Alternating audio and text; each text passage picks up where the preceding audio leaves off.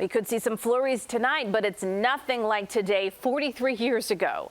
The 79 blizzard buried Chicago under more than 20 inches of snow. Tonight, we are opening the CBS 2 vault to look back at that historic day.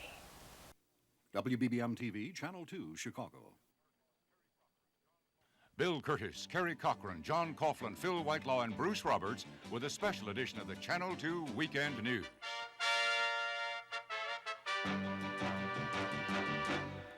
Good evening. The worst winter storm since the blizzard of 1967 has hit the Chicago area, leaving 16 inches of snow on the ground and threatening to dump another 5 inches on us during the night.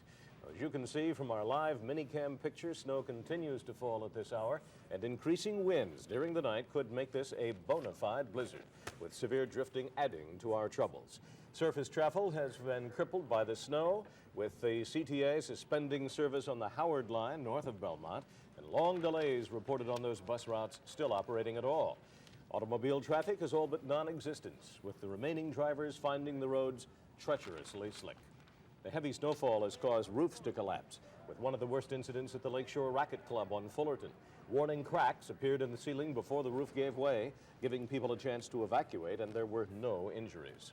And O'Hare Airport has been completely closed for only the 6th time in its history, and the terminal is almost deserted, with most of the stranded passengers finding overnight lodging at airport hotels. I'm sure most of us have had enough, Bill, but it's not over yet. To paraphrase an old adage, things are going to get worse before they get worse. John Coughlin is here to tell us how much worse it will be. John? Well, Carrie, as Bill mentioned, we've already had 16 inches of snow. That's at Midway Airport. I've had some reports of 18 to 20 inches of snow. Before it's all over, we could be up in the range of 18 to 20 inches officially in Chicago. And that won't be a record, but it's enough for Chicago. We have a worse condition, however, and that's a blizzard warning for this whole area. Very high winds will be blowing and drifting snow, causing extremely poor visibilities, making, of course, for very dangerous driving. We've all been urged to stay off the streets and highways if at all possible. I'll have the full forecast just a little bit later. We cannot emphasize too strongly the hazardous conditions on area streets and highways, and the necessity of keeping cars off the main arteries so the plows can get through. If you must travel, your best bet is with the CTA, although that system also is having its problems. The Howard line north of Belmont has been closed, and all Evanston Shuttle and Skokie Swift trains have been canceled. Other lines are in operation, but long delays are being experienced. Bus service on scheduled routes is in operation, but long delays are reported because of many stalled and abandoned cars hampering traffic on snow routes. To find out the current situation on your route before you come to the platform to stand, you can call the CTA at 836-7000. Burleigh Hines is now with our live minicam at Chicago and State for a report on street conditions. Burleigh? Carrie, as you can see, we're looking east on State Street, and there aren't that many cars out here. It's going to make it pretty easy for the city to clear streets like this, but it's not that way on many of the other arterial streets. Fullerton Avenue, for example, people are busily trying to dig out their cars. The street has been plowed, but there was barely enough room for our minicam van. Cars impacted with snow will make it very difficult for the city to clear streets like this. Near Children's Memorial Hospital, a work crew tried to clear an access to the hospital.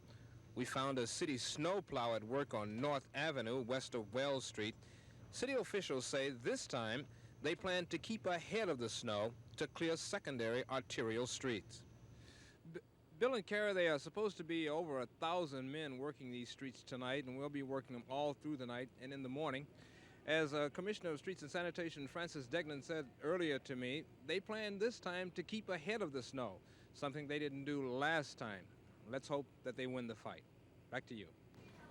We'll hope along with you. The snarl caused by the great storm extends to hotels in and around the city, and Chuck Gomez has a report on that aspect of the weather picture. As O'Hare services screeched to a halt by 1 this afternoon, thousands of passengers were left stranded. 2 hours later, just about every hotel within 15 minutes of the airport was filled to capacity.